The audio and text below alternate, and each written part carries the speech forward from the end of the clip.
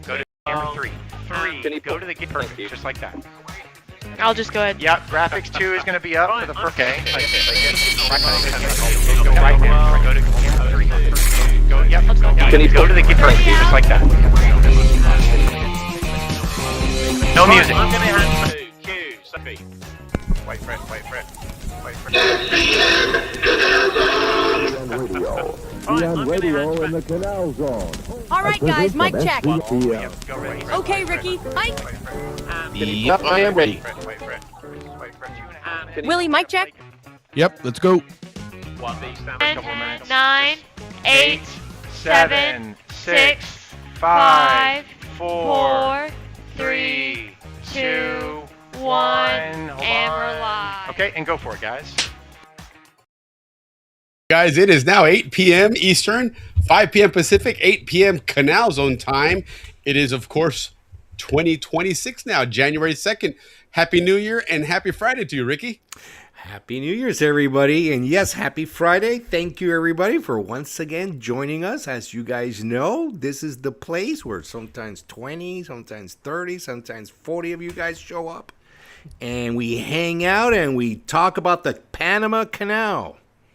Its history, which tonight we have Dave Dahlstrom. Indeed. Its towns, its people, and its traditions. So this is where you want to hang out and learn about the Canal Zone.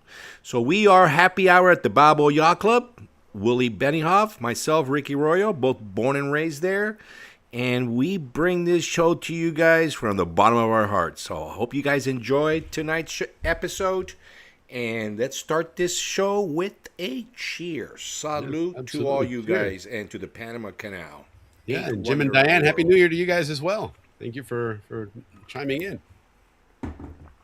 So yes, of course, as always, first of the month is our history show. Dave Dahlstrom is going to be joining us and have some great history. We're going to focus on the railroad. It's been a lot of stuff recently been posted on, and in all honesty, most of it I think is because of Nodier Garcia. He really posts some fantastic stuff on the Panama Railroad all the time on Facebook, on Instagram, and social media in general. Great guy's been on the show, and he's really knowledgeable about the railroad. So it's going to be a fun show. There's a big historical significance to the railroad, in a lot of interesting historical facts, a lot of firsts that sometimes a lot of people don't realize the importance of it with the railroad. And ownership, for example, is one thing that road has changed hands quite a few times, including recently. But back in the day when we talked about the canal and before the canal, because the railroad certainly was there way before the canal, it changed hands along with a lot of property there to accommodate all that construction. So that's going to be a cool story there. That's something as I've been working on that excavating the impossible, that documentary, the railroad as a whole, during construction, the railroad was transformed from a railroad to get people from the Atlantic to Pacific side, and it was now the way of moving all what they call spoil and getting all that stuff out of Culebra Cut and basically making where we grew up in Balboa. All that stuff was marshes and swampy area there, so they filled all that stuff in. Amador, that whole Gatun Lake, which was really the bridge, a water bridge is what they call it now. That was done because of the Gatun Dam, which was a massive dam, required a bunch of that spoil coming from Culebra Cut as well. And so the railroad was really integral in how that operated, the amount of movement. They're talking 200 train loads a day of spoil leaving Culebra Cut. Think about 200 trains a day, and think of the logistics behind that, right? In its era when you don't have radio communication, at least nothing that's, that sophisticated and everything else going on there. And you're not doing this in the United States. You're doing this over in Panama in a jungle. Yeah, in a jungle, no less. So it's the Panama Railroad and the railroad in general has played a really fascinating role, and it's evolved with the canal, and it continues to evolve today with the canal, which is really cool. And now there's another big, huge component of the road now going in the other direction, the east-west direction, where this one's always been a north-south, Atlantic to Pacific. So looking But forward they to are that going to as well. improve that north to south with the new company. I think Oh, it's certainly. Merck's, right? Merck bought it, or Yeah. yeah, Merck bought And it. don't be surprised, Ricky, if in the not distant future, but certainly maybe not near future either, you see another north-south railroad on the West Bank, because Oh, that's well- the next area for development is Correct. the West Bank. Correct. The East Bank is the ports are already there. There's nowhere else really to put anything, right? Because That they're is almost all the correct. way up to Miraflores. From there, it's a short hop to Pedro Miguel. So you're not going to put anything there. Same thing goes between that is Culebra and then Gatun and stuff. You get to Atlantic. So the only other place for that continued growth, which Panama has, if we've learned with their now, joining Mercosur and everything else, and they have to grow even more as a trading center, is probably to put a railroad on that East Bank or that West Bank. On the West Bank, yeah, to bring I would all think. the goods. Yeah. I mean, there's gonna be there's a lot of trains in Panama.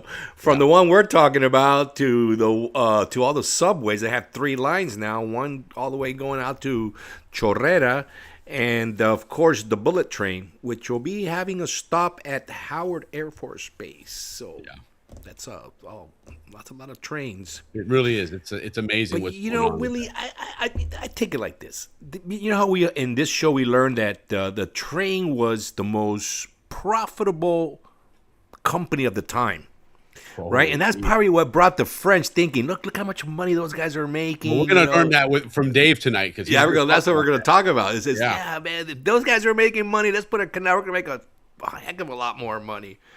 Because before that, we've from Dave learned that since the 1500s, people have been talking about putting a canal, but nobody does anything, right? Well, the interesting part was prior to the railroad, a big chunk of that crossing from Atlantic to Pacific was done via boats.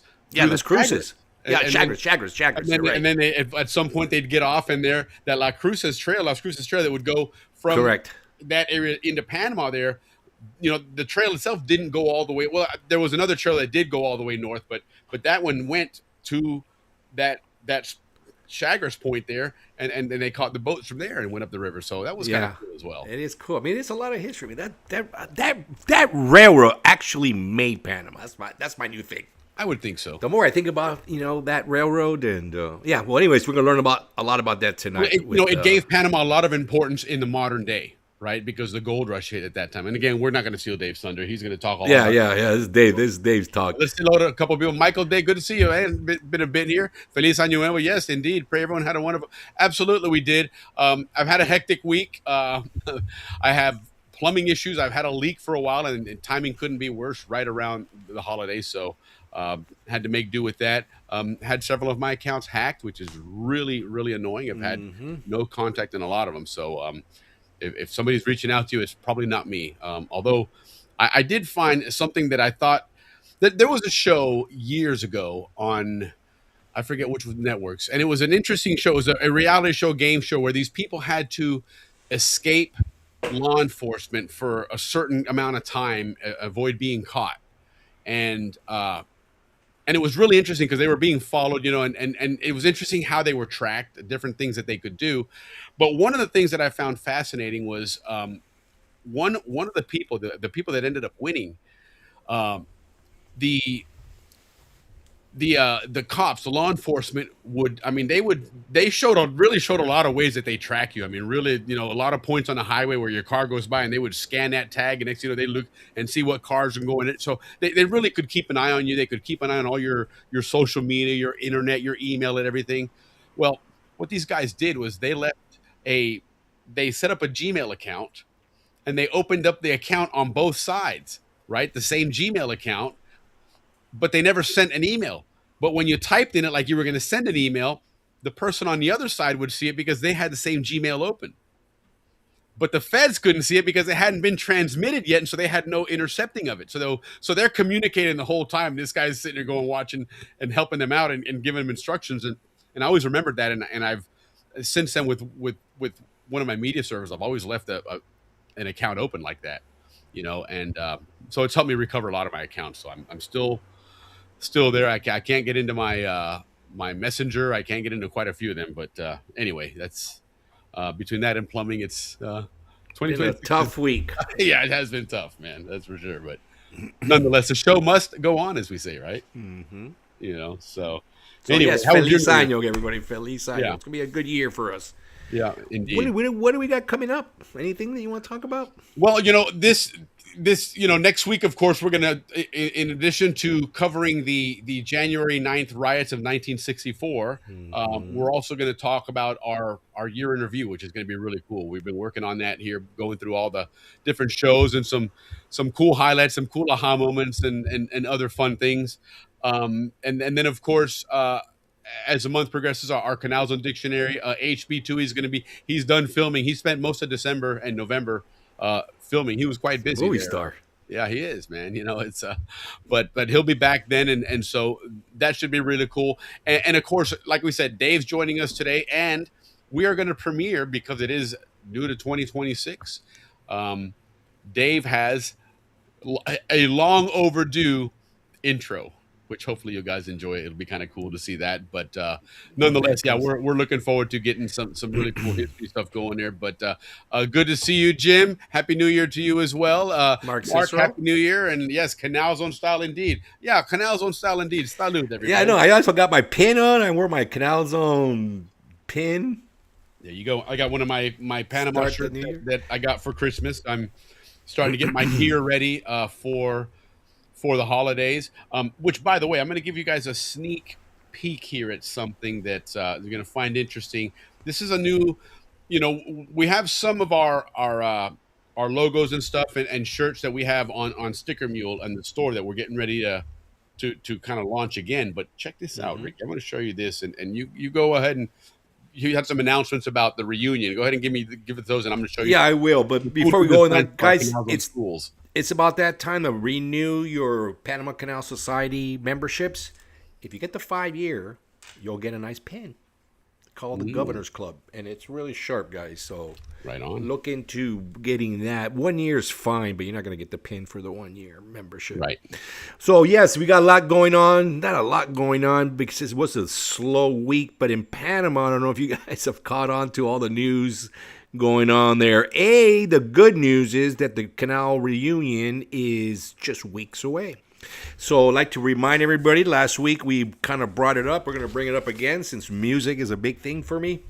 I mean, you guys can all go on the website. You guys are probably very familiar with all the events taking place at the reunion. But the one thing that people don't talk about a lot is how much music is involved with the Canal Zone reunion.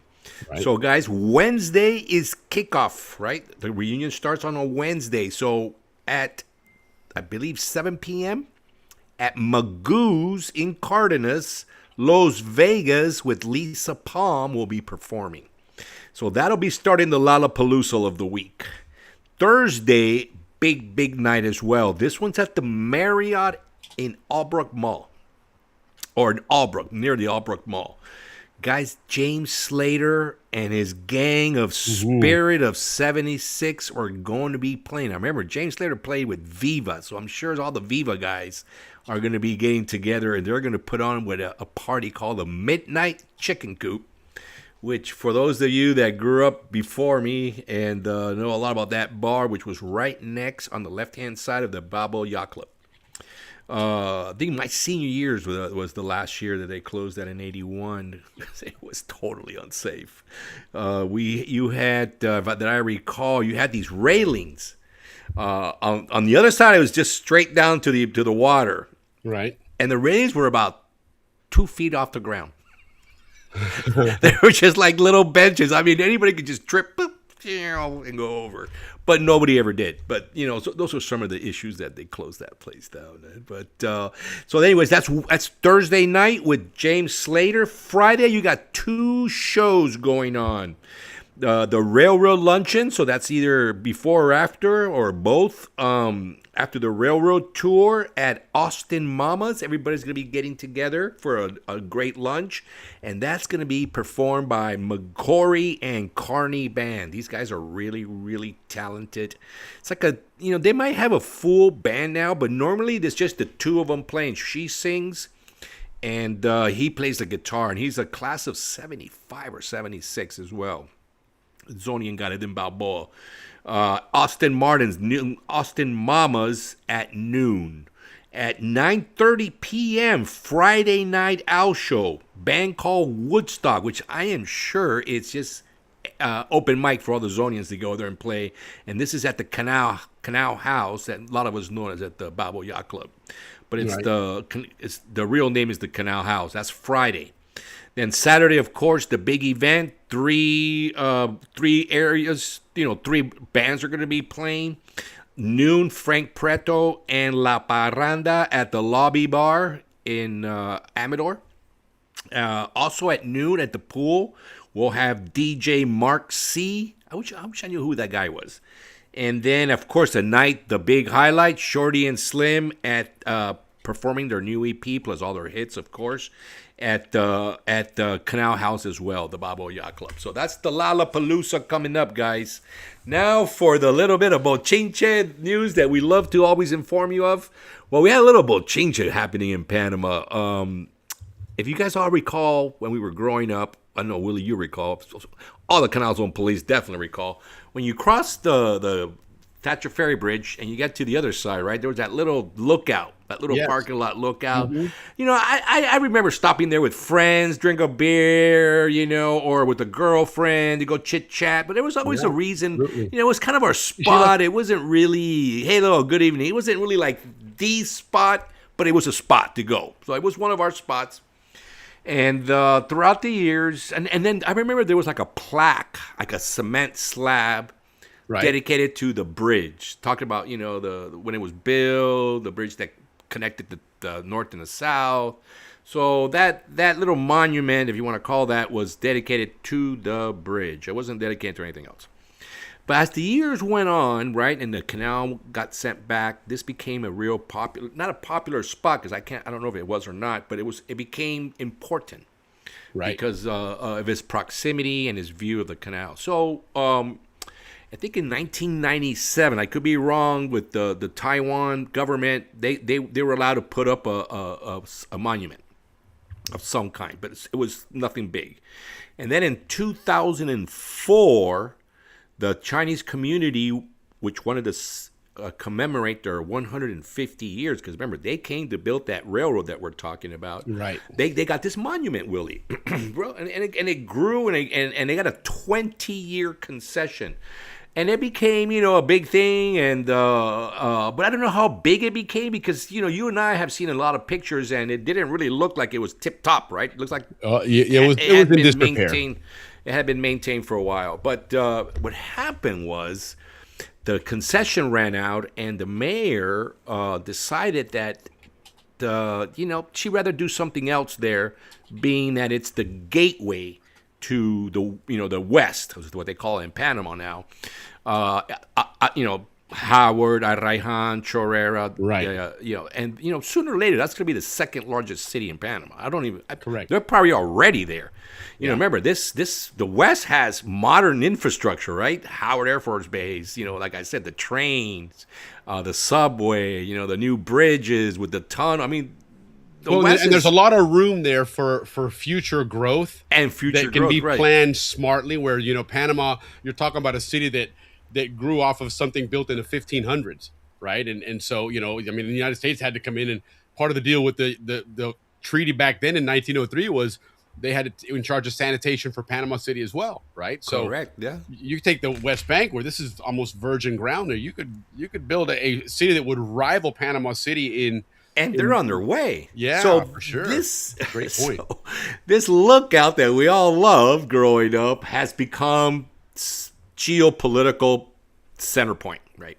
Yeah. So the mayor wants to do something else there, so they never renew the concession. So she came at night, but here's the deal, Willie. They had already announced it. They were going to do it. So some media says that it was a surprise, but it wasn't. I think in January. Well, I think just the fact that, like you said, that they had announced it and they knew this was coming. I think they probably expected people to want to take advantage of the situation, and the optics were there that if you're sitting at broad daylight tearing this down, You got right, kinds of correct. It was cameras all hell's moving. gonna break loose. So they're like, But, let's do this at night and be done. At night, so it reduced the all hell's gonna break loose, but Yeah. still all hell did break loose, guys, and Either way. it's an international fiasco now, where the poor Panamanian I shouldn't say that, but the Panamanian government has to play their political cards, and Well, like, sometimes you got to coincidentally, win this some, is- you got to think lose about what's some to going on win right some. now in Panama with with negotiations with the ports and the Chinese and that's Hutchinson big. and stuff. So it's just interesting the timing there because it obviously feeds those flames of hey, wait a minute, man, this is done to put a little pressure here. I know. I mean, it's a monument. It's 150 years. So there's, some people are okay with the decision, some people are not, but at the end of the day, they're going to try to, we just read, Willie and I read it right before we came on the show. They came out and said, this is new news, by the way, breaking news, that the city of Ayrajan doesn't really own that place, that piece of property, that Caja de Ahorros owns it. So Caja de Ahorros, the banks, right? Caja de Ahorros, the banks own it. So Caja de Ahorros is the is Social Security basically. Oh, the Social Security. Okay. So they own it. So now the federal. You're right. Caja de Ahorros is a bank. You're right. Yeah. Either way. So now there's a new twist. Now they're saying that she doesn't have the right to do what she wants. So now it's done. Now Bottom line Molino's is saying done. he's gonna rebuild it because the importance of the relationship. But guys, it's been a fiasco. We'll keep you guys updated on I this. honestly just put a plaque there that commemorates the bridge. The bridge that was the first bridge since the canal. Since 1903, that was the first permanent bridge connecting the Americas. Think about it. Because the other one was a swing bridge. I was a temporary. You might as well drop a ladder over that. It's the same thing, right? So the first permanent bridge then was the Bridge of the Americas, which, with Thatcher Ferry Bridge, and then that controversy in and of itself. And honestly, in spite of my, all my Zonian rhetoric, I do think that it's more aptly named the Bridge of the Americas because that's really what it is. Oh yeah, bridge. Did I call it Thatcher Ferry Bridge? Well, I mean, because that was the initial name of it, right? It was the Thatcher Ferry was what it was replacing. Yeah, so that's just what came. I'm not picking one side over the other. This is one of those habit kind of things there. So so we got some good stuff coming out, guys. This is gigantic, enormous Carl's corn dog. Yeah, or they're gonna build a Buc-ee's. That's what they're gonna do here in the States. Buc-ee's from Texas. I've heard about that. Yeah, those things are ginormous. Ginormous, yeah. But we'll keep you guys posted on that. Let's see how where it goes. Next thing you know, Xi Jinping's gonna come and inaugurate the new. The new monument. I mean, it's gotten that high, guys. I mean, it has. The Secretary of State from China even said something about it.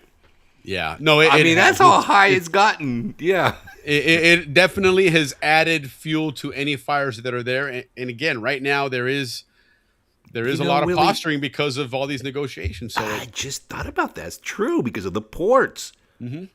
Yeah, that's a big deal coming up, guys. We'll keep you deal. posted on that as well. All right, man. That's it for the Bochinche news. Let's get on to our historian that we all look forward for this. We're going to get him on here in just a moment. Of course, we have our sponsor we want to take care of here. Howler Monkey Sauce has stepped up here. As you can see on the bar, we have all four flavors up there: the original, the hot, the amarillo, and the verde. So.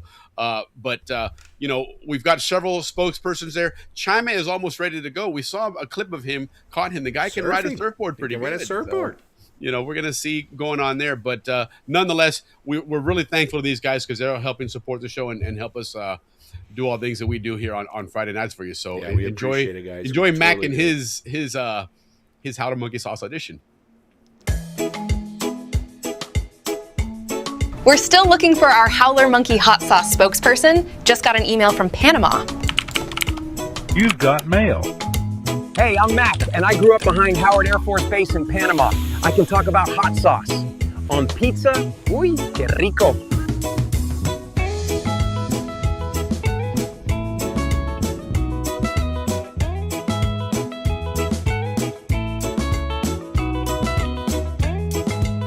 So I just miro la camera and say, I'm Mac. I grew up in these trees next to Howard Air Force Base. Hey, are we really going to Napoli?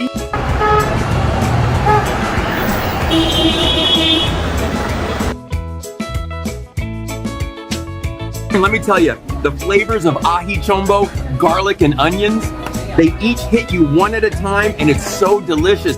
Howler Monkey Original brings the true taste ají chuembo of Panama to your pizza game.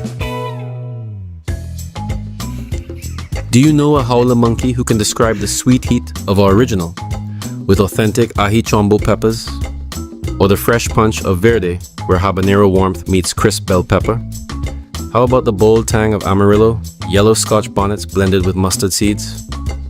And of course, our hot, the same great flavor as original, fired up with red habaneros for that fire. Our sauces are all natural, no preservatives, gluten-free, pure flavor and pure fire. Are you the next Howler Monkey spokesperson? All right, so that Excellent work. Mac. Excellent work. We have Gamboa, and then of course Chime is on his way up. Chime is quite the surfer. That's going to be fun to talk to him. And then we're still on a search for our fourth one, which we have an announcement of how we're going to try and figure that out, and let you guys help us decide that. But thanks again to the Howler Monkey Sauce for stepping up and sponsoring us. That's really cool. Another thing, guys, speaking of that, we're getting ready to launch is a couple of different Zonian t-shirts and stuff. Howler Monkey came through. How about it, huh? Which one did you get, Jim? I like the Amarillo, whatever you want to call it, if we're Capiro Ricky. But that one is it's fantastic, man. I love that stuff. It's got a great flavor to it. It actually has flavor, right? You know, a lot of people put a hot sauce and all you have is fire. And you know, I mean, I guess some people like that. I don't know. That's just not my thing. Is to, you know, I want to get some heat and enjoy it, but I don't want to have. I want to taste the food too. You know, it just so the actual Balboa Yacht Club with 3 Zonians. Hey, Leaf Celine. Good to see you, brother. All right. Look at you, Leaf. How's it going, Leaf? How's everything going? Happy New Year to you, 3 brother. Zonians. Cool. I'm not a historian by any means, but the thing I remember from the Chinese is the Chinese garden open market, and especially Chinese plums. Speaking of Chinese plums. Oh, yeah. We were lucky. We had some great Chinese markets. I ordered these on Amazon the other day. Wow. They were $20, a little on the pricey side. It was a pretty good sized bag though, but I've been eating them for a while. And what I've been doing is I've been peeling them carefully, which is kind of a pain. Mamones or the Asian Chinese plums. No, the Chinese plums. Look. Oh, the Chinese plums. Yeah, I think about Ginnups. Oh, yeah, right no, on. Chinese they're plums. soury. Yes, that sweet, salty, whatever. Sweet, salty, but I sour, peel it off, and I do about 5 of them, and I got a big pile of that stuff there without the pit. And then I just chew on that stuff. It's great, man. But they're Chinese plums, man, for sure. Those are awesome, man. Yeah, so, right in front of Morgan Gardens. That would be a perfect spot, you know, because those guys were there since we were born. Yep, they were there. The other one was the one over on the way to Corundu Junior High, right before you make the turn to go to Panama. Yeah, there was a couple. Yeah, they were good, man. So Jim, you got the green, the verde. Okay, that's who Chima is going to be talking about. And he should be ready next week to come out and debut. But that one's really good as well. That one is good on a good steak. That verde it's got that almost like tomatillo type flavor. But they're all great, guys. Listen, they're on Amazon.com. Just look up Howler Monkey Sauce. Check them out. They're pretty good. But check this out. I want to show you that. Again, this is something we are working on here. It is. Let me see here. Where is it? Oh, yeah. Some new T-shirts that we're going to start rolling out. This new collection. A couple different collections that we're working on here. But this one in particular is going to be the. Let me see here. This is our school collection. Okay. And so this is the first of 2 that we're going to be rolling out here. The front's going to be a little smaller. The property division of Canal Zone School is going to be smaller than that. But then you see there's Cristobal High School. As you can see, that iconic image of the Cristobal High School one there. And then the other one we're going to do is same concept there, but there's Balboa High School. Again, these are just concept shirts, but we're going to have a whole collection of all the Canal Zone schools. You know, all the way down to the elementary schools at Balboa Elementary, Diablo, Ancon, La Boca, and Gatun, etc. And then, of course, the high schools and stuff. So, Kurundu, Clayton, Howard, those guys were good in track. All 3 of them. Yeah, absolutely. So that's going to be a lot of fun, but we're going to be rolling those out. It's going to be that and a couple other things that we're going to be coming out with some really cool stickers on the on the towns. Remember those town signs, those Mm-hmm. blue kind of trapezoid signs that had the red arrow and the names Balboa, Ancon, whatever. Some cool little stickers for that. So that should be a lot of fun.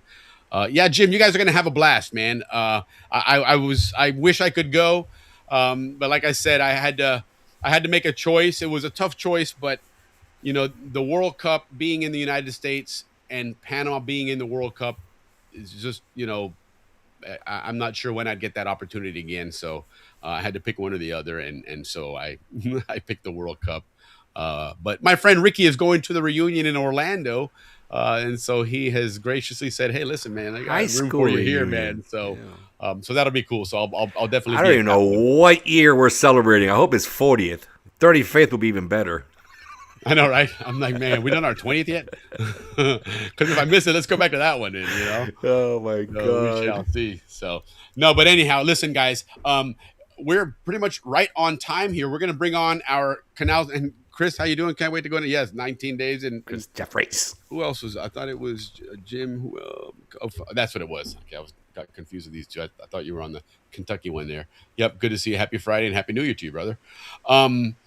Yes, we're on time here. Our historian Dave Dahlstrom is going to join us, and Dave's been on the show now for a bit, and comes on every month, has a fantastic show for us. Committed. And Dave didn't have an intro, and that's on me, 100% on me. Ricky's mentioned it several times. I'm like, I know, I got to get to it. And so nonetheless, we finally got an intro for Dave here. So I hope you guys like it, and if not, we'll create another one. But We this can one, I think upgrade yeah, I think it's kind of cool. First It's take. kind of, it's Yeah, it's like It- my it is restaurant. I'm Dave, on you know. design 12. Yeah. A week ago, we're on 1. yeah, right, exactly. So anyway, So, but yeah. enjoy this, Dave, so we can get Dave on here and learn some Panama Railroad history.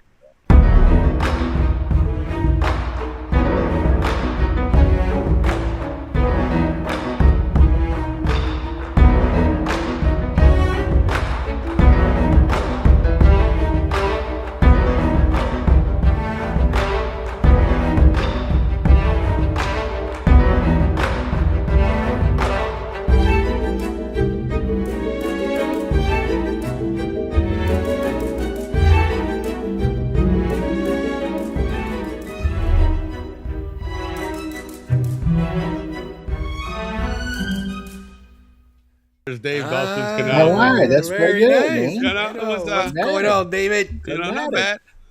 Yeah, especially the end there. You and Teddy Roosevelt. I think it's appropriate that you two are hanging out together since you seem to know a lot of what he did and all that good stuff. So, Dave, Happy New Year to you, man. Happy New Year. Good to have you back, brother. Again. Yeah. So So I got to say, Ricky, you mentioned earlier that you thought that the Panama Railroad was the one that created Panama, and I think you're right, and I think we'll probably talk a little bit about that today. I was I doing my never research thought about it, that and angle. last couple of months we've been doing Benaveria, and the Yeah. book that was Benaveria created Panama, and there was a lot to that. But when you look at what the Panama Railroad had involved, Panama Railroad created Panama, and the Panama Railroad that we know is nothing like the one that started. yes, All the stuff that happened, the heyday of the Panama Railroad was in the 1850s, 1860s, and what we're used to and what they had, night and day. Even the Night and terrain, day. everything, Yes. different. And that's what we're talking about All that tonight. up from us today. yeah, no, indeed. Yeah, that is a really cool picture of him and Teddy Roosevelt. And he's wearing the appropriate outfit, of course, and Yeah. and it makes Well, sense. I mean, if I'd have to believe that if you were back there at that time, you probably would be talking to him about the canal and stuff because you're so knowledgeable about all that stuff. So it would make sense, We're cousins. So there you go. So Yeah. it makes sense. Are you really cousins? It wouldn't surprise me if you are. Yeah. It wouldn't surprise me one bit, man. But yeah, that was fun, Sheila. It was cool to do. I'm telling you, the tools out there today. But at the end of the day, you still always fall back on some true and tested stuff there. That last part, that little paper airplane landing on the runway, I tried to get AI to do that, and it refused to. So I finally just did PowerPoint. I just did a little animation on the PowerPoint, and I said, I'll just record that screen, and there you go. So sometimes you go back to We're doing AI tonight, Willie, aren't we? Yeah, we are. We are research fools. I shouldn't say we. Dave is a researching fool, and now it's. I have to believe that he's like a kid in a candy store now, because he is now has research tools at his disposal that he knows where to find the information. But now he's got a staff of hundreds of people that he has them find the stuff for him, and you can put some cool stories together with that stuff, Dave. You know, that engine is really cool. It does limit you to 50 sources, so that's a challenge. But yeah, we got some workarounds we're working on there. We dig, just like Canal workers. We dig. Yeah, that's it. But good one. Yes. The downside is that I haven't seen this production for tonight. So and I also don't get to use my notes. All right. Well, we're doing this kind of blindly, but I think we'll do all right. Yeah, we'll make it work. We'll definitely make it work. One thing I wanted to talk about kind of personally today, and today's January 2nd, and today is my grandfather's, or would have been my grandfather's 115th birthday. Young man, yeah. So we usually do happy birthdays on the show. Happy birthdays, yes. So tonight, hey, Will, can you send it to the next slide? Yeah, absolutely. That's what I'm getting ready to do right here. And all right, so I found this yesterday online. Someone was kind enough to post this photo, asking if we recognized anyone on here. And the man on second to the left is my grandfather. Right here. And he's out in the bush doing his survey work. He started in the survey's office, Panama Canal, in the 30s. Wow. And we think that this was out like around Madden Lake when they were doing the surveying for the new canal zone boundary around Madden Lake. Okay. Right on. So, all right. And then this was later in the 50s. They were doing the some work at the cut. It was called Project 13, I think, like that. But T-Con was the contractor. And that's my grandfather on the left. And that's Mr. McGee, John McGee's grandfather, on the right. Wow. How about that? That's awesome.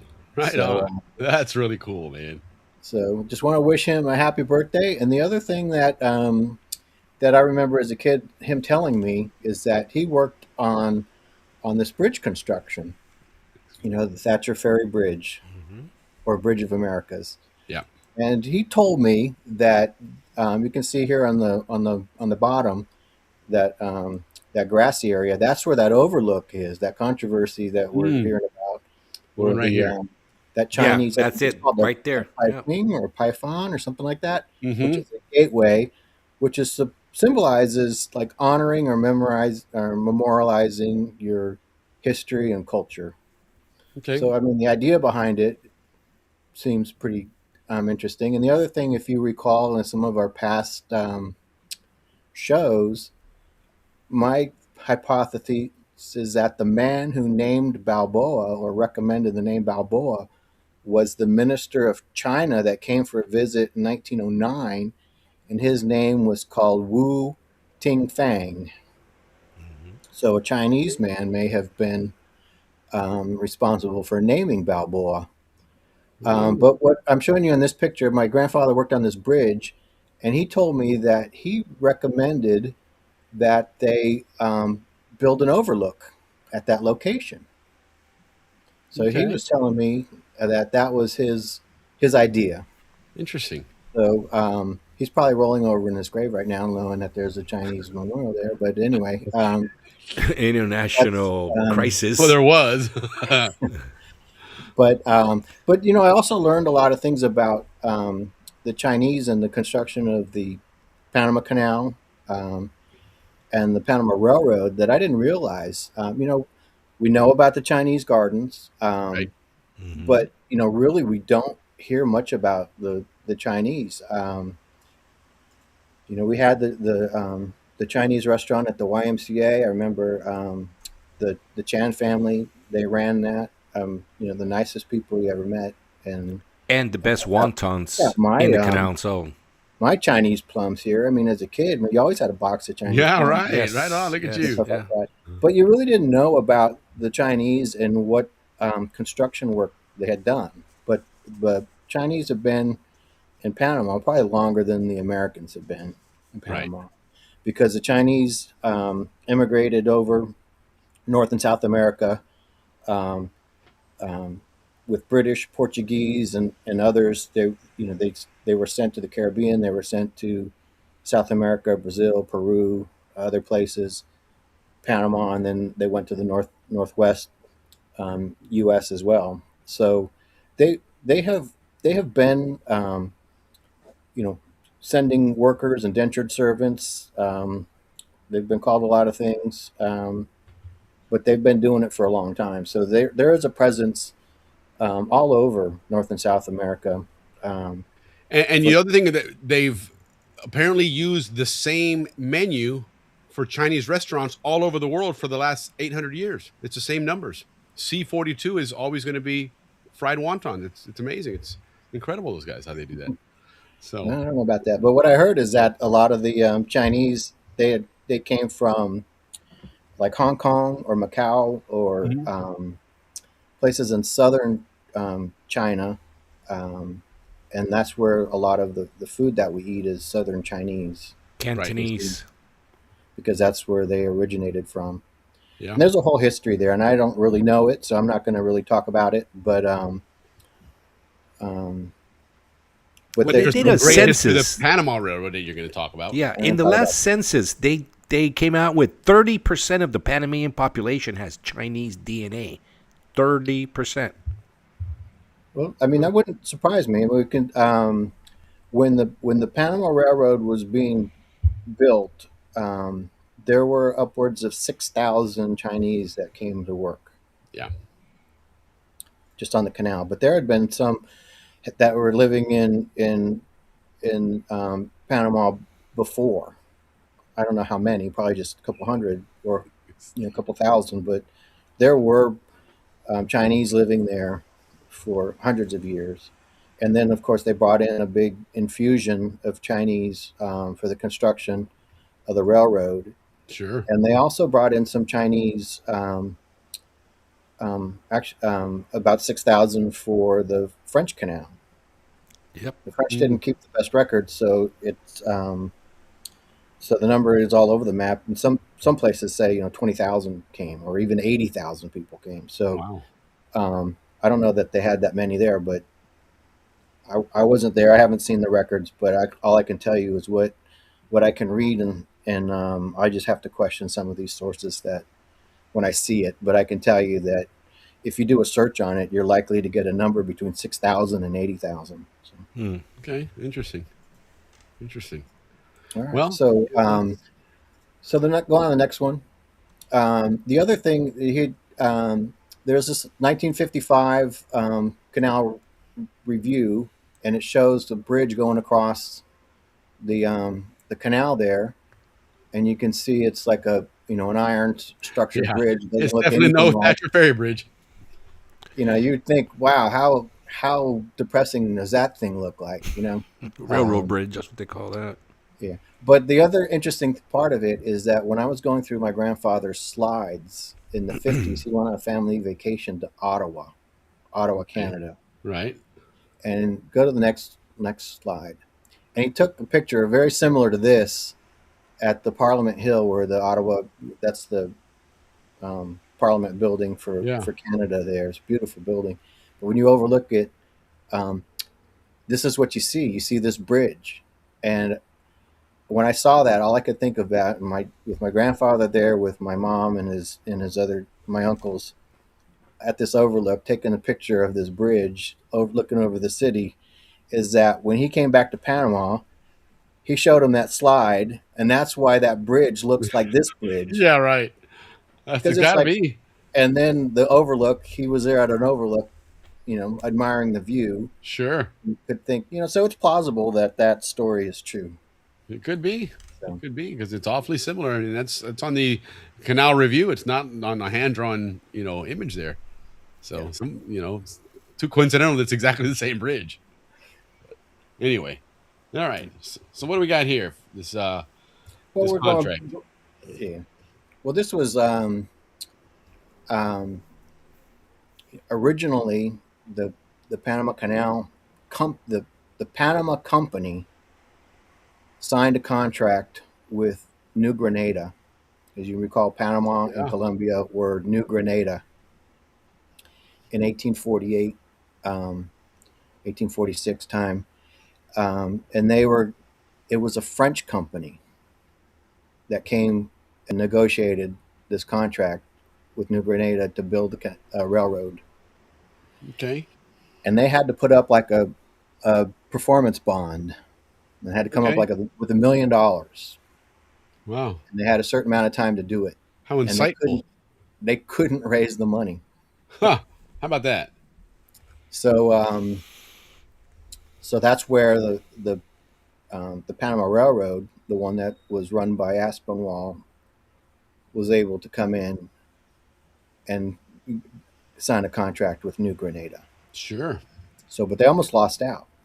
Right. Well, and as you can see on the graphic here, it probably helped that you had this sudden craze for Well, a rush for people to want to transport. So you could probably raise that money now, that capital that you need for that bond. well, certainly the French would have been able to, but for Aspinwall, he had just signed a contract with the Navy, the Post Office, to carry mail because Oh, around 1846, 1848, the U.S. was fighting the Spanish war with Mexico, right. and that had just ended. And that's how the U.S. acquired California. And also, the British and the Americans agreed to share the Oregon Territory. They divided it up between British territory. So if you look at Vancouver, it's British Right. Columbia, British Columbia. Yep. um, and the U.S. got Oregon and Washington in that agreement. And so you had two huge parcels that were now annexed into the U.S. California Right. didn't become a state till 1850. And then in 1848, the gold rush. Yep. So Aspinwall had already signed a contract to take mail down to Panama, transport it over the isthmus, put it on another ship, and take it to San Francisco and Oregon. It's interesting. The mail has played a huge role in creating industries, and going way back to what Dave's talking about here with the railroads. And then you fast forward about 60, 70 years later, the mail is what really got the airline industry in America going as well, because all these early airlines, their first contracts to be viable were mail contracts with the US government to move mail around. So it's funny how the mail has played that role that has created these enterprises in these industries that have been so pivotal. And where was the first commercial mail delivered to? In the U.S.? Or I guess international, because we talked about that on the show, to Panama. Well, it probably went through Panama. But you can go online and you can see images of the first letter that was transferred across the isthmus. They have a image of it. Right. That's interesting. And they have even the second letter and stuff, and even the ships that went. And then also the Pacific Steamship Company, they got the contract to send the mail to over to Hong Kong. Okay. So the Pacific Mail Company was bringing Chinese immigrants over on those journeys. So they were the largest importer of Chinese immigrants at that time. Mm-hmm. Interesting. And then in the 1860s, there was a in the 1850s, there was issues with bringing in these territories as free states or not. Sure. The whole slavery issue hadn't been resolved. Right. But what they ended up doing was that they had like a Chinese exclusion act that basically wouldn't allow the Chinese in.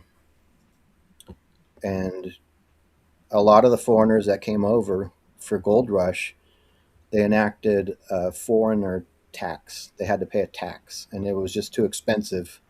And so a lot of them just didn't bother coming. Wow. And some of the Chinese that stayed ended up having to do other jobs. They opened hotels or restaurants or sure. Sure. And I imagine, people probably took advantage of that anyway, because it was, in the sense that. So But the Pacific Steamship Company, they had their wharf in San Francisco, and the the locals were very anti-Chinese, and they had a militia. They said of 6,000 people that went around and tried to burn the wharf down Wow. and set fire to Chinatown, and they were very anti-Chinese at that time. And Okay. but the Pacific Mail Company survived, and one of the ship's surgeons um, ended up being on a ship that would go from San Francisco down to Panama and then back. And this was around the 1880s because the French were there, and he started his company on the side to bring tobacco and coal and whiskey and stuff, and that he wasn't making money doing that, and he ended up uh, bringing dynamite down, and he sold that to the French company. He sold it to Buenaventura, made a Of course. lot of money selling dynamite, and then he had the great idea that he could import Chinese workers because they needed workers. That Mm. he could bring in 5,000 Chinese workers and make $5 a head doing it, and he'd make $25,000 in gold. At that time, would have been millions of dollars. Millions. Yeah. Heck yeah. No Millions kidding. of dollars. And the other thing that had happened around that time is that the we talked about the revolutions in Panama and the Pedro Piston and the fires and stuff. Yep, yep. But in 1888, I believe it was, the Jamaican barracks in Cologne was attacked, and 18 Jamaicans were killed and 20 were injured.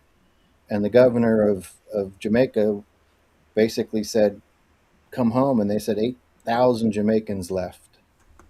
Wow. That's creating And quite a so to vacuum make up quickly. for that difference, so they brought in a lot of Chinese, and Yeah. then they brought Sure. in the Irish, they brought in Indian, they brought in German, English, French, Austrian Wow. to come make up that gap. So they needed United Nations there in they Panama. needed they needed people. Till today is a And melting pot. Yeah, that it is. so Always has those been. are some of the background stories about that time early on before um, the French Sure. came. Right.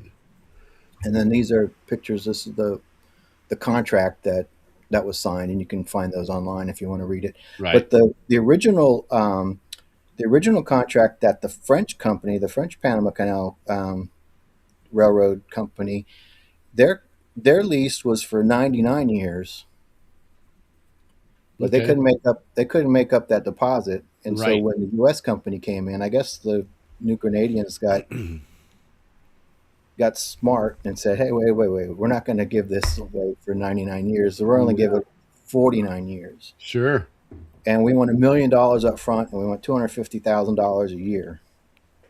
And back then, that was a lot of money. Heck yeah, it was. And New Grenada didn't have money. They'd gone through all those civil wars and such, and so Sure. the Panama Canal Railroad was the money source for New Grenada. And of course, the money went to Bogota. Right. It didn't stay in Panama. And we talked about that before. Is that Mm-hmm. all these payments went, to the other Government. province, Yeah.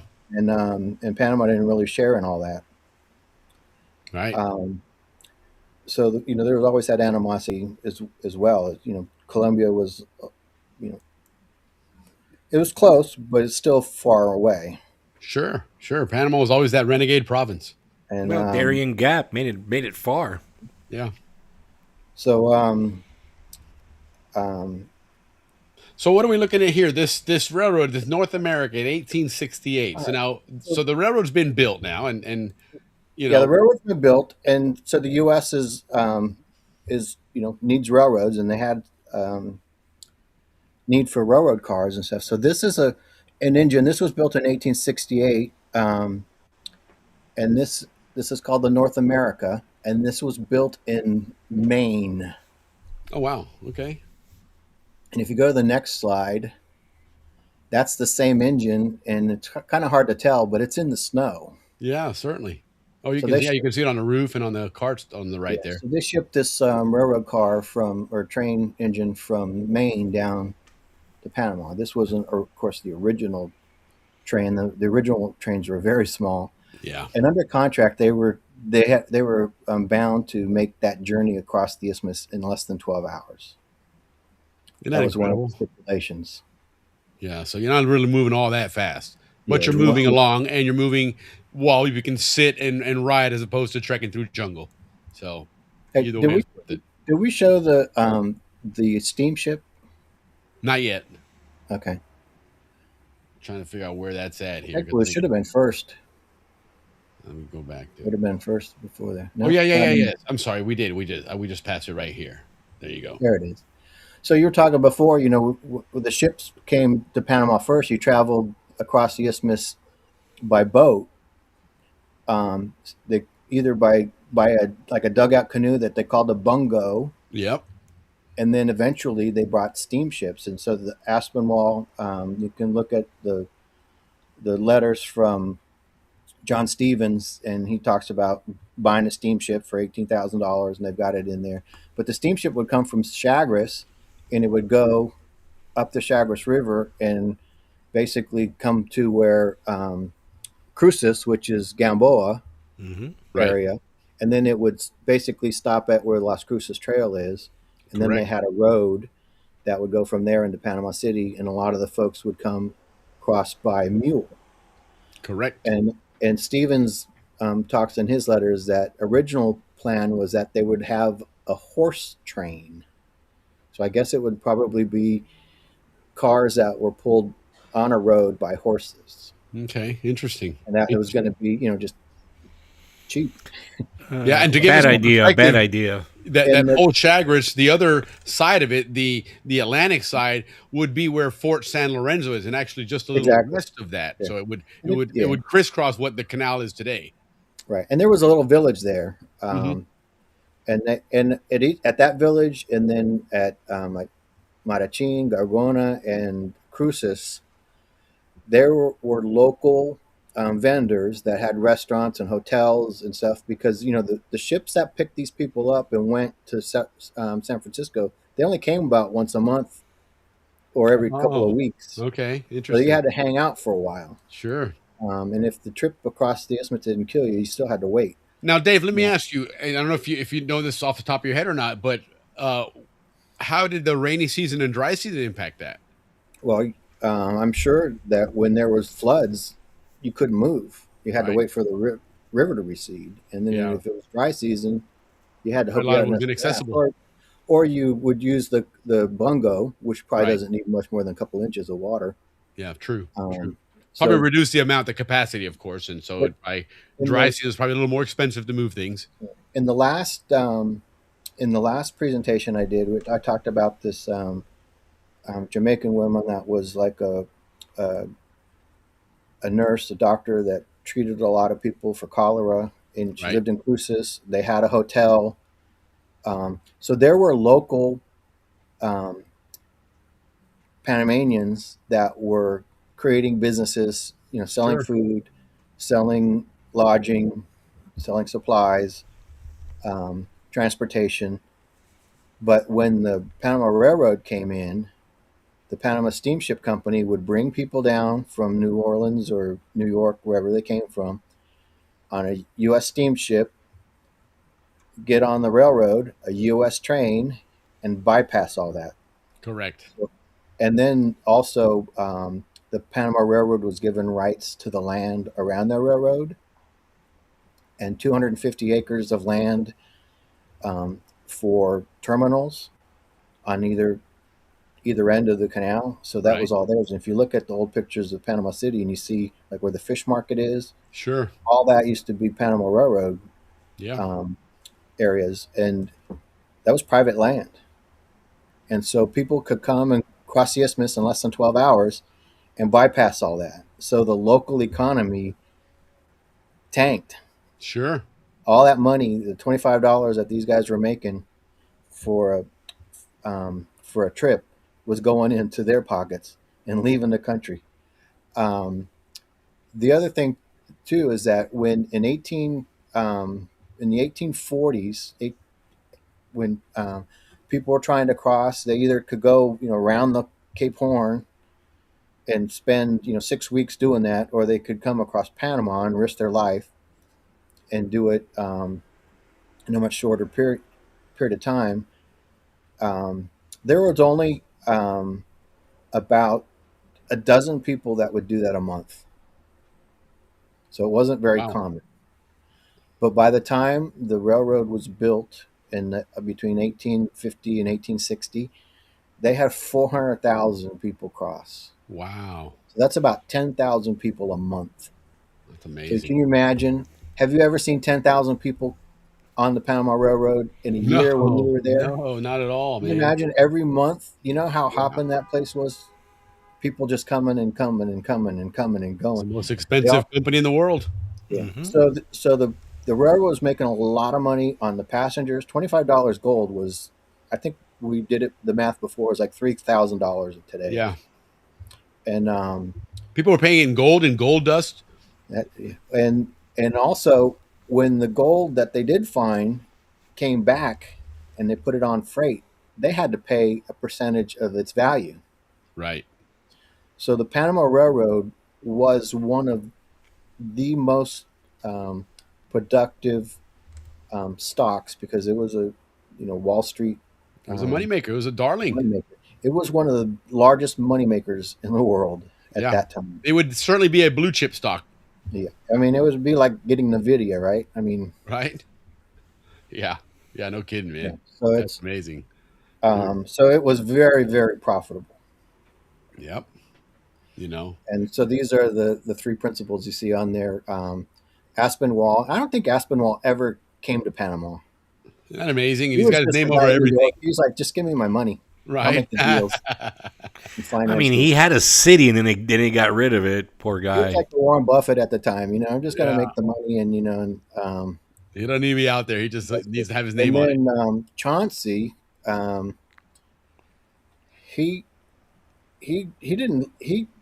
died in like 1861, so he didn't live a very long life after this. And Stevens, he died in 1852 from yellow fever. He was down in Panama, and he died of it. So I wonder if their agreement left whoever's surviving keeps it all. And he probably had stock in it, and whatever stock he had went to his family. But right, yeah. That's so interesting. So then, these are just the contracts that they had. So what's the next one we got? These are the trains. So some of the new. Go back. This is another train. I forget the year on it, and you can't really read it on it. But the name of this train is called the Ferdinand de Lesseps. Oh, look at that. Okay. So this would be one of the French. So certainly in later years, because this guy wasn't prominent until after the. Yeah, it's hard. Some of these things don't have dates on it and stuff like that. But what I wanted to do is just kind of show you the types of trains that were there in the beginning. We don't have photographs of the early stuff. Right. There's some sketches, but yeah, it's kind of like this AI stuff. It's probably based on reality, but it's not what's there. Exactly. They refer that now as hallucinations. Yeah, is the AI term now. Approximations. Right. But then I did find like this image, and this says that it's the area around Frijoles. Yeah. Yep. And this is the original line. So this, I guess, would kind of give you an idea if you were traveling early days. Sure. Maybe this was even closer to. Well, this one, it says it's 1912. So this is obviously the canal has been built or is being finalized, because that sort of looks cleaner and there's multiple lines there. So this is the beginning of the end of these places. Well, we stopped at Frijoles, on the Panama Railroad, and this is what it looked like in 1912. But a lot different than what we know it. Yeah. And there was a little town. It's probably a little underwater now. Sure. This part. Sure. All right, so we're going to the next one. And then this would be on the line. I think this is Bispo. Yep. And that's just a little bit south of Balboa on the west bank. Mm-hmm. And that's where Teddy Roosevelt is taking that picture in that steam shovel. Oh, okay. Was Los Obispo. If you went into the cut right there, that's there. But you know, there's not a whole lot of stuff there. Yeah, right. And the next one, again, no date on this, but I would imagine that this is an earlier version. You know, we certainly never saw anything like this when we traveled on the train. No, definitely But not. when you read letters and stuff of people that traveled across the isthmus, and that's why I keep on saying I'd love to see like what people wrote home about and stuff. But this one lady wrote in her diary they're going to California, and so she writes in her diary that we get on this train and we go down they call it the line. You know, there's just one way, and everything is like built right next to the train because that's the only way you get around. Right. You want to be right next to it. And she talks about all the graves that are lining the side of the railroad. I would imagine it's not in the towns and stuff, but probably in the area between Gatun and Frijoles and all that swampy area and stuff. You know, 12,000 construction workers died during the building of that railroad. And then they say, one body for every tie. Man, for about 100 years there, Panama was not a place you wanted to go, man. For about It seemed like that. Like, yeah, if you went there, you went there to die. Yeah. If you had insurance and you went to Panama, your insurance was null and void. Yeah. I would make sense because you're going to be cashing out 90% of the time. And I always say, based on my research, it seems like a third of the people that went there died. A third got malaria or yellow fever and survived it, and then a third never got it. Right. Is there a monument to the workers in the Canal Zone? Do you guys know anything like that? Do we have anything that commemorates all those workers? Well, other than the French cemetery? The one in Culebra. The plaque that was in Culebra, now it's at the base of the admin building. Oh, that's right. They did move that there. That's right. And now at the Causeway, there's one for the Spanish workers. Yeah. The French kind of have the French Plaza. They had one for the Chinese at the Overlook, but it's gone now. But well, I mean, exactly. That's what. And when you look at the numbers, we always hear about the West Indians and Americans and the large numbers, but on the U.S. total, there's not a whole lot of Chinese that show up on that roll, but on the Panama Railroad and the French Canal, there's a lot. They showed up, yeah. They were. I guess by the time the Americans got there, they already learned their lesson and thought, you know what, we'll do the side business, stay out of the digging. Because we were looking at some maps, specifically the town for the Spaniards. And we noticed there was, Chinese restaurants, Chinese laundry, etc. So that tells me that, instead of digging the canal, they were providing side services. They were the merchant service, support service. Merchant services, yeah. The Chinese. So that counts. That counts. Yeah. Well, they if you look on some of the old maps like in Cologne, they have Spanish Town, and one of the names that was called Chinese back in those times was Coolie, Coolie, and you'll see on the map Coolie Town, and so like I mentioned before, like the Jamaican barracks and stuff, they probably had, each like nationality probably had its own little area. Yeah, of course. Yeah, makes sense. Makes sense. Yeah, makes sense. And again, 1850, we haven't even had the Civil War yet. Right. There's still a lot of segregation and a lot of. Well, let me tell you this. One of the things that I found is that a lot of the people that came, the Southerners that came to go on the gold rush, it's reported that many of them brought at least one of their slaves, took them with them. Okay. To California. Yeah, that makes sense. Why wouldn't they? And one of the things that they said. The local black population in Panama, they would try to convince the slaves to desert. Yeah. Like, hey, even though slavery wasn't illegal in Panama, nobody practiced it. They said, go. But the Panama Railroad, it's reported that the Panama Railroad wanted to hire slaves for labor. Wow. But guess who paid the bills? Wall Street. Yep. New York, Nope. Of the northern. it was not politically acceptable for those investors. Sure. So They were abolitionists up there. they said no. Yeah. But they Yeah, they and needed Panama's employees. got They the needed workers. Baiano history. You know, They the needed workers, and that was one of the things. So, one of the things too, we talked about the Chinese and the mail ship, Panama Steamship Company. Mm. They sent over in 1854. They needed workers. They sent their fastest ship is called the Sea Witch, Right. and they brought back 700 um, Chinese workers.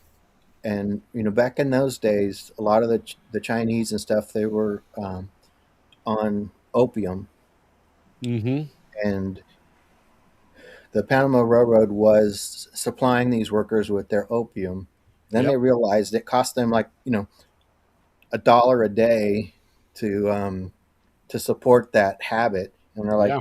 "We're going to stop it." Well, you can't cold turkey stop opium from an opium user.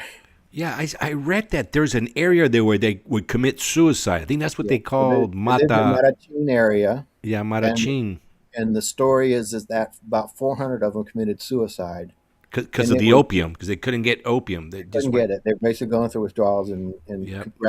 they'd rather commit suicide than do it. But it's really gory, the details you read about what they found. Um, but then the other 300 that didn't die, they sent them to Jamaica and swapped them for slaves. Wow. Isn't that amazing? So these are things that I've never heard this stuff, but when you read it in the Right. book, and It's history, so it's good to talk about it's it. there. So some people talk about it, and other people say it's we just didn't learn this stuff. No, And that's it. I definitely mean, didn't. That the Panama Canal, especially between Chagres and Atlantic side, completely different terrain from what we know it. Right. Completely different. And even now we know all the dredge and spoils that was filled in there, but those are some of the things that you can find out if you start digging into what happens. And Sure. it's just we always hear that first thing, well, the Panama Railroad opened in January 28th, 1855. And that's one of the reasons why we're doing it this month, is because it'll be the 171st anniversary of it. That's correct. But that's what you hear. It opened on this day. It's 47 and a half miles long. It was built by Aspinwall, and that's it. Right. 12,000 people died, but we never really talk about who died or all that other stuff and all the hardships they went through. Yeah, that's But correct. and the working condition that these guys went through was amazing.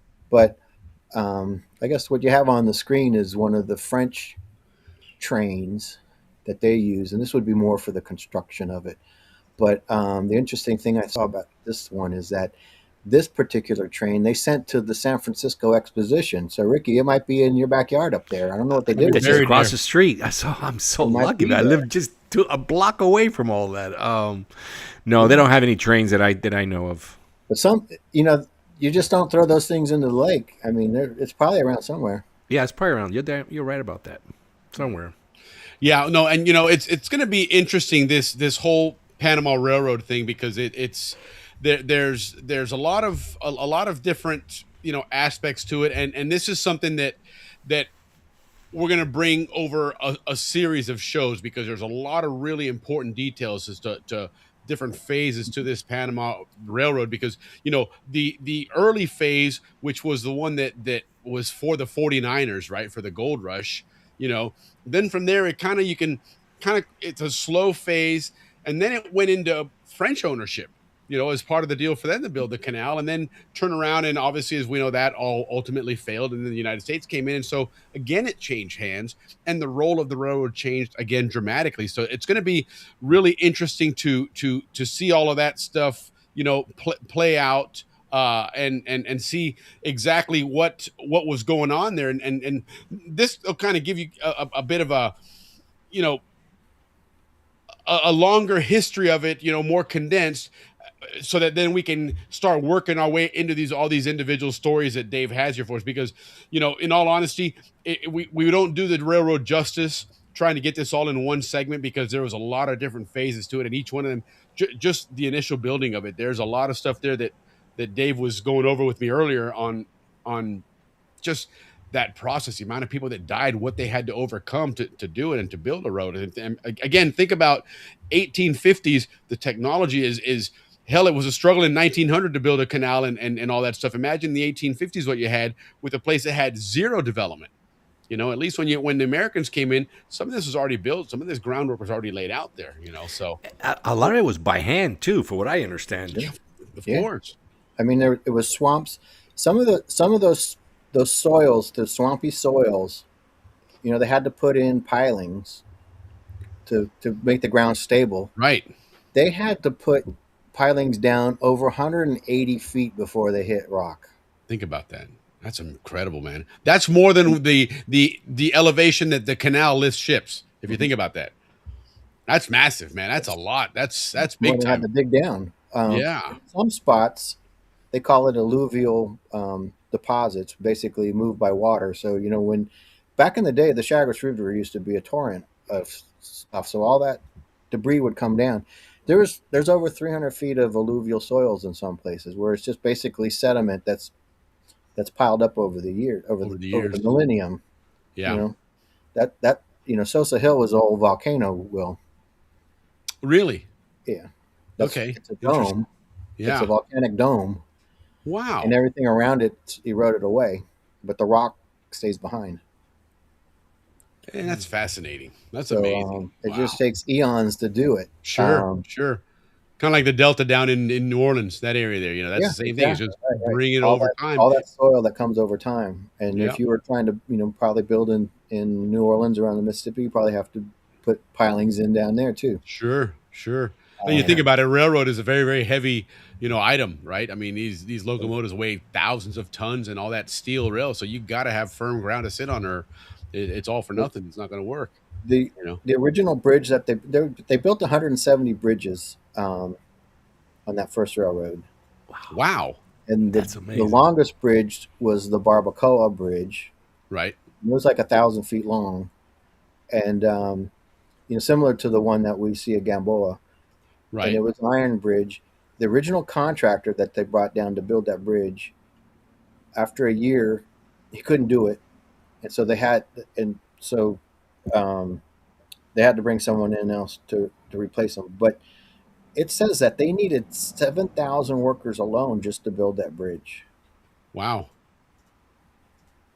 Well, here's some of those images there of All right. that early bridge there. This Wow, is look at that. this is the Gamboa Bridge. Right. So this is It's the same one we have today? yeah, this is looking from West Bank. Wow. And what you can see on the bottom is like a wall, because they're diverting the river to make it go Okay. towards Gatun, and they're building you can see the pipes. They're building that dike. Remember we had the dike explode? So this is what they're doing. You can see the crane there, and they're putting all the pipes in so that they can open the valve and let the water flow after they So finish. if digging. you're looking to the right from here, if you face to the right now, you're looking at not Culebra, towards Pedro Miguel. Yeah. Okay. That- Very yeah. cool. And so this is basically they've channelized the Chagres right here, and then there's a bend in it that starts going north. Sure. But this is the new bridge that they're building in Gamboa, and so this is the U.S. doing that, and this is that bridge under construction. So this is a little bit before that picture, Okay. that first picture. So you can see they're building that bridge. They haven't channelized it yet. They'll come in later and put that channel in. Yeah. And then the next one, and there's even a bridge next to that bridge. Yeah. You see That's what that? I'm saying. There's an older bridge right next to There's it. an older bridge there. So that was the original bridge, one of the 170 of them that they built. Sure. And then they took that one down, and that's the area where you would drive your car over. Right. right? But And I before there imagine were, at this point they've figured out, hey, listen, we got a lot of spoil to move. We need to upgrade all these bridges, and they're going to be yeah. moving trains over this hundreds of times a day. And when they designed this bridge, they didn't have cars. Right. Yeah, right. Very true. So, That's so funny. so this is even before that picture. This Wow. is the Chagres River. And you can see that's a pretty good sized river. And imagine during the rainy season, that's all built way up and it's really moving. So can you see the tracks, how they're curving to the right there? Mhm. Yes. Go back to the other one. See that track on the bottom? Yeah. I think that's the same track. It makes sense. And so this is, they're moving stuff around to build that, and there's nothing there. I mean, that looks nothing like Balboa that we know. Yeah, so those tracks curving to the right there, again, that's train that you see on the far right there is heading towards what would be eventually Pedro Miguel in that area. No, that's going up to Chagres. Well, the Chagres is going up the other way, is straight, is what No, I'm that's assuming. because the See, that's what I'm thinking, that this picture here on that little peninsula of dirt and trees there, I think that's where this is being taken here. A little further over, but in other words, I think this bridge going over is going over this way. Right there. And I think they built the wall here, and this is where the water turns and goes this way up. It's hard to tell, but that's one of the points I'm trying to make here is that it looked a lot different back then. Yeah, and certainly. so they went and they designed these things and they built these things. They need a lot of people to do this stuff. Yep.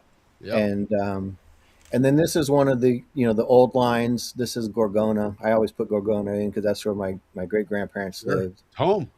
But you can see the old train. This is the pay car there. But if you look on the right side, you can't really see it in this image. It's the Gorgona shops, and it's hard to tell, but behind that building on the bottom, it's just lined up with locomotives. Yeah, you can see them there, all curving all the way along the line there. There must be 50 of them in that. And Yeah, that's where my great grandfather worked at the Gorgona shops, where they repaired trains and stuff like that. But there's just tons of them. And one of the things that I heard about, with all the trains and all the construction that was going on, like in the cut and all the dynamite and stuff, a lot of the workers became hearing impaired, deaf. Wow. They couldn't actually hear the trains coming. And Sure. a lot of people, at some point, there were more deaths from train accidents than there was from yellow fever and stuff. And that train's blaring that horn away and nothing. Yeah, and you hear stories about how many workers were killed, either dynamite explosions or getting hit by trains. No kidding. And it's a fact. It just happened. And then I saw this old train, and it says Gorgona shops on it, so I thought that was cool because I thought maybe my great grandfather worked on that. Probably. So, but these are some of the old trains that you see. And then this is Bassapispo area in the track. Okay. In the background, you can see one of those tall Balboa trees. Oh yeah, sticking way up over there. Yeah, look at that. And very iconic tree. Just very, we never saw this on. That's a square tree. This would be West Bank. Yeah, Balboa tree is a big tall tree, and then it just has a little canopy at the top. Looks like it's so cool. Everybody has this. But it does look like the square tree. A little bit. So when it had just almost a bare trunk all the way up, where you really at the top is where all the branches flourished out with the leaves. You go up like 150 feet before there's any branches. Yeah. It was like a whitish, wasn't it? Like a whitish gray trunk. Yeah. Yeah. Like sequoias. They're kind of like a sequoia, right? In essence, except the tropical leaves versus pine needles and stuff. Mm-hmm. That's cool. That's a good comparison. That's interesting. But no, listen, that's really interesting. I next month there, and Dave, I think we'll do what the actual construction of the original Panama Railroad, right? With the people involved there, what it took to do that, what the actual undertaking was to cut that first path through these jungles on the isthmus here, which then obviously would be very foretelling of what's coming 40 years later, Yeah.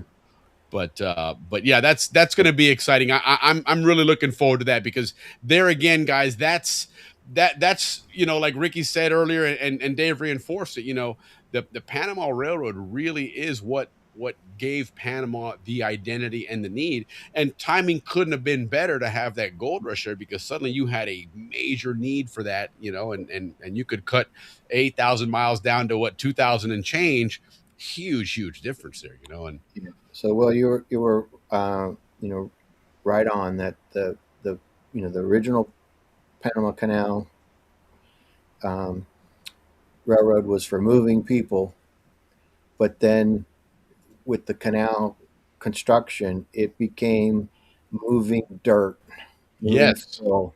Oh my God, yes. We added 200 trains a day, double tracking, and others. I think when you see these double tracks, it's the relocated stuff and the John Stevens work that moved trains, because they were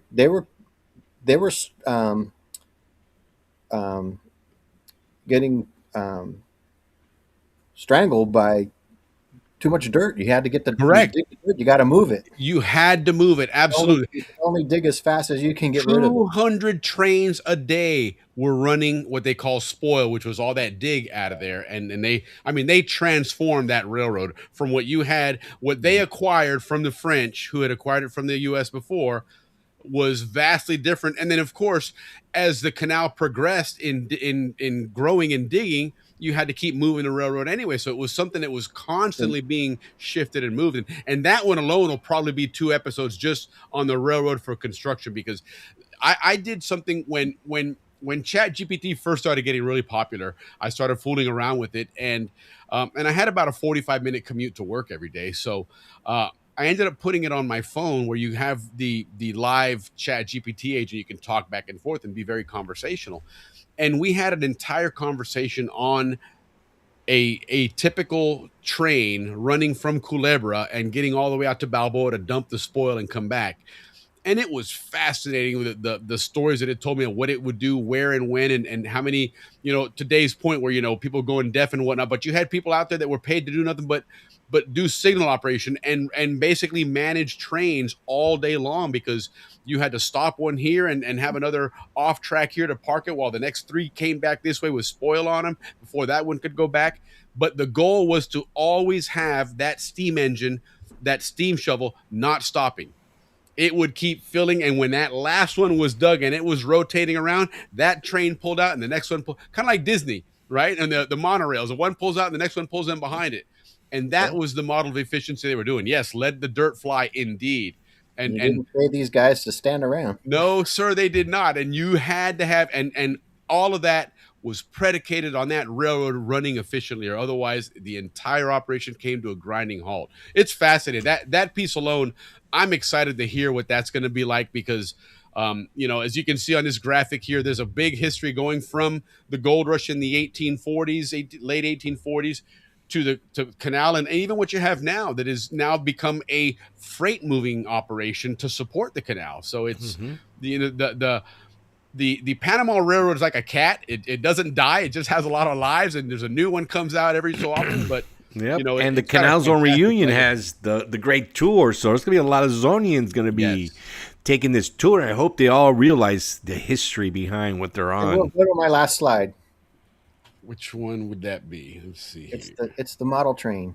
Oh yeah. Okay, yeah. Let me pull that one up here. This one just one of the interesting things I found when you're doing the research. If you want a Panama Railroad model train, like a O-scale train, you can buy one. But they also have they call it a dummy engine. It doesn't have moving parts. It's just something you put on display. Right. They have one. It looks exactly like the Panama Railroad car that they have now. This one is called the Rod Carew. Oh, right on. Look at that. Rod Carew was born on Panama Railroad. Yes, he was. Panama Railroad, like his jersey in that. Oh, that's fantastic. So it's a special thing. I just thought that was cool. I think that's really cool. Yeah. That was just built in 2022. This model. So they're still making these things and still. Yeah, I'm an avid flight simulator, and with Flight Simulator, you can create your own aircraft. You can, or you can have the people in Fiverr do it who know how to do graphics properly. But it's really cool because a lot of people do create historical aircraft. You see people flying Pan Am planes in Eastern and all that stuff.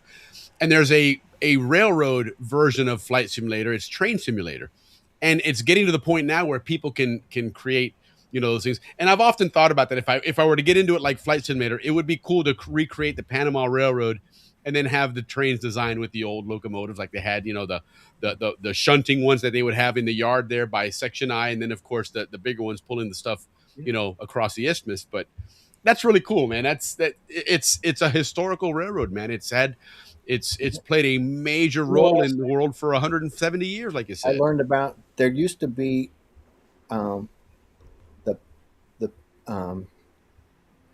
Panama Express. I can't remember what it's called. I think I had a slide in there, but Right. there was a train. It ran from basically Chicago to New Orleans.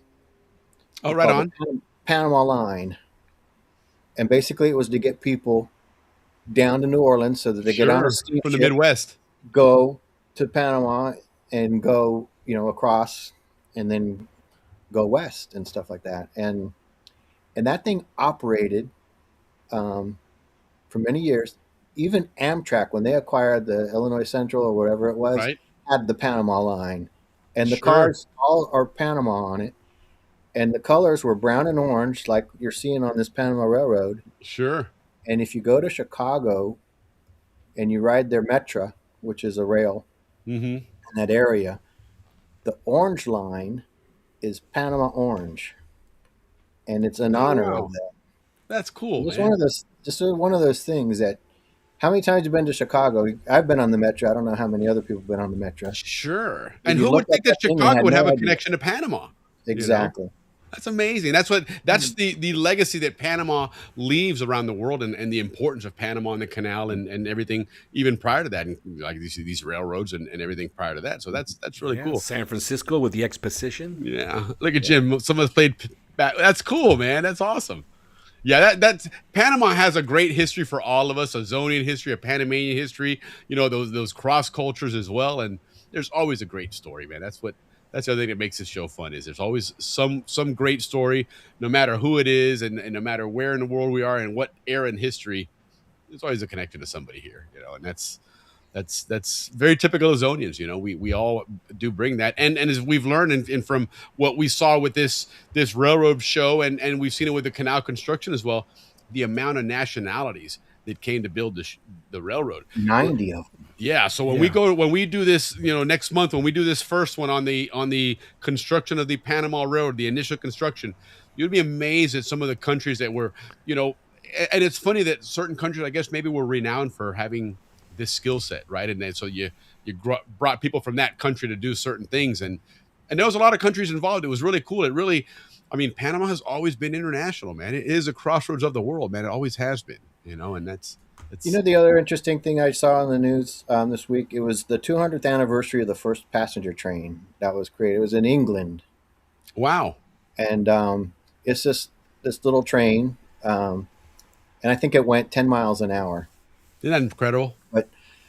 But then people are like, wow, let's take this new technology and bring it to America or bring it to France or wherever, and everyone adopted it. They took the train to China, and the dynasty at the time, the emperor said, no, we don't want the Western influence. It was too much growth.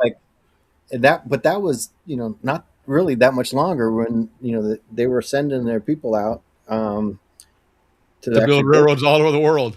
They even came to Panama asking, hey, can we get 3,000 of our people to work on this? Yeah, that's incredible. And then they ended up sending 6,000. So but it was kind of amazing that they were not. Well, to this day, railroads play a major role in economies. The scale of goods that you can move at a fraction of the cost. Obviously, there's limitations on where you can move it to and so forth. But being in the logistics world, it is incredibly cheap to move via railroad, and that's why they were so valuable. Before we had rich oil men, we had rich railroad men. Mm-hmm. Indeed, barons. Indeed, we did. And I think that's where you see now you have to have semi trucks, and you have to have rail and ships. It's all logistics. It really is. It's what moves things around. We're in a global world where things move around, and things are no longer localized, and so you rely on this stuff. And and they had the foresight to see this back in the 1840s and realize that this is the place to do it, and it's been going on ever since. So, Dave, this was a great prelude to what's to come here over the next few months, which is going to be some really cool railroad history. We may want to invite Nodia to help you out there, or add his color and stuff. And he certainly has a lot of footage as well. But this is going to be really cool, guys, because I can see at least the construction segment of the initial one.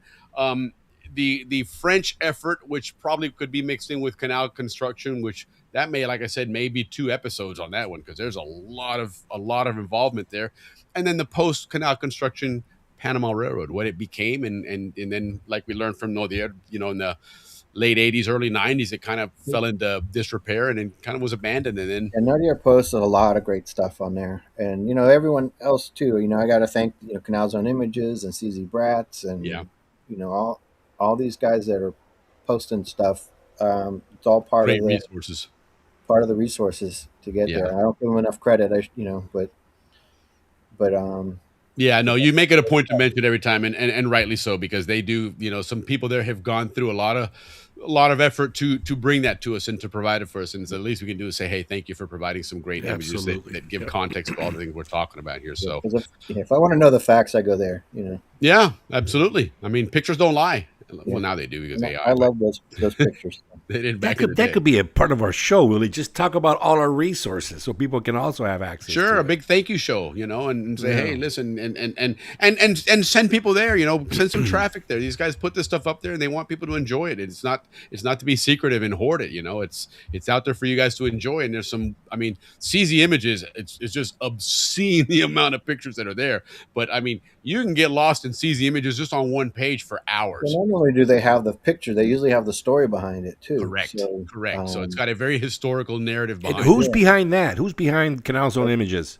Bill McLaughlin. Right on, Bill. Absolutely. Bill Bill put it together he is truly a great Zonian. What he's brought, in recent history, and to bring back a lot of that history, it's fantastic. He's done a great job with that, and of course. Yeah. So you call me a historian, but I look at that site and I say, "Geez, I'm just learning." All right. Yeah. Well, there's different levels of history, but you certainly are up there. I'm a historian in the first degree. Yeah, well, hey, we'll take it here because it's it really is a lot of fun. And look at this, Steve Ranson, good to see you, bud. And Happy New Year to you. Happy Friday one. It's nice watching. Yes, Steve still covers a lot of football and sports out in Nevada, so Friday nights is not typically open nights for him. But yeah, that's cool. That's awesome. Is SCN still on? It is. It's still on somewhere. Somewhere it is. So yeah, it's a good show. It's a good historical show. But like we said, guys, you're going to get a lot of Panama Railroad over the next few months because it's a complicated story. I shouldn't say complicated. It's a complex story. There's more to it than just a gold rush and here's some trains and stuff and a lot of different roles that the railroad has played over the years, and Dave's going to cover those one section at a time. So, Dave, again, listen, thanks as usual for taking the time to spend it with us and share all your history that you do. I know you put a lot of work into looking that stuff up. I hope you enjoyed the intro there. Thanks for the intro. I appreciate that. Yeah, long overdue. I like it. Yes, but anyhow, have yourself a great New Year's, and we will see you beginning of February with some canal construction.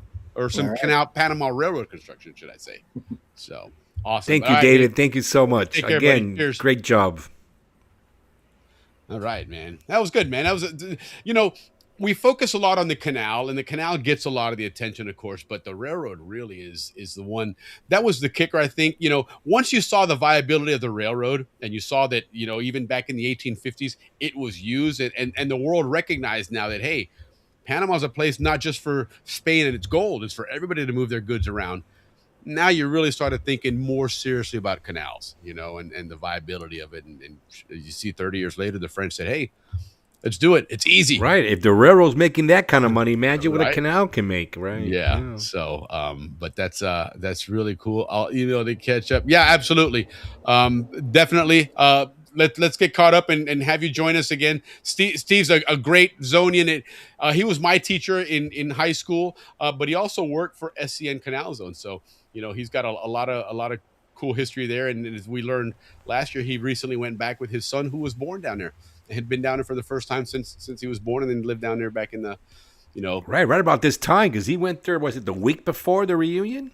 Yeah, he did. He got there. He didn't realize that the reunion was the week after. He'd already, of course, made his plans and whatnot. So, but I don't think he's going to be in Panama for this one. But I do think he's going to hopefully make it to Orlando. We'll see. Fingers crossed. So we'll definitely try and get out there. Salute, great time. It was a lot of fun. This was the history segments are always fun, and we're trying new things to add some more color to it. And it's still a work in progress.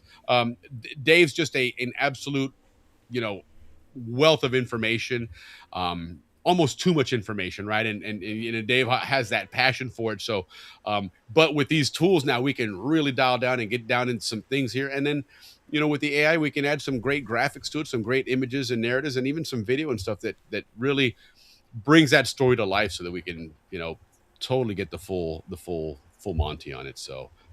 Yeah, we're looking forward to what the next one's going to be. That's going to be good stuff here. Don't forget, the guys, that next week, January 9th, we're going to start doing, as we talked about before, we'll start doing some birthdays. The second segment and the last segment of the month, Ricky? Is that how we're going to do it? That's correct. Yep. So, that should be a lot of fun. And then again, next week is the anniversary of the of the riots, so we'll be talking about flag riots. The flag riots, 1964 riots, however you want to call that. So we'll be definitely talking about that as well. And then hold on, I get this graphics going here. There it is. And then birthdays, riots. What was it? The third? Chinche, que pasa? We got everything. Yeah, Dictionary. No. The other one that we forgot to talk about then is going to be our, where is it? Come on, get off the screen there. There you go. Our 2025 year in review. We're talking about all the different shows. We had some cool shows, a lot of good stuff, a lot of great guests out there. So we're looking forward to that as well. But as usual, every Friday, 8 p.m. Eastern, 8 p.m. Canal Zone time, and 5 p.m. Pacific. We love having you guys out here to kick the weekends off. So looking forward to it again, as we always do. Thanks again for taking the time, guys, to join us here. Have yourselves an awesome weekend. Ricky, the Chiva, says it's time to get out of here. So get us out of here. I love my Chiva. Hey, guys, thank you again. We love you from the bottom of our hearts. We do this because of your participation. Thank you so much. Cheers, everybody. Have a great weekend, and Happy New Year, everybody. Not too bad of the timing on that one. And we're off.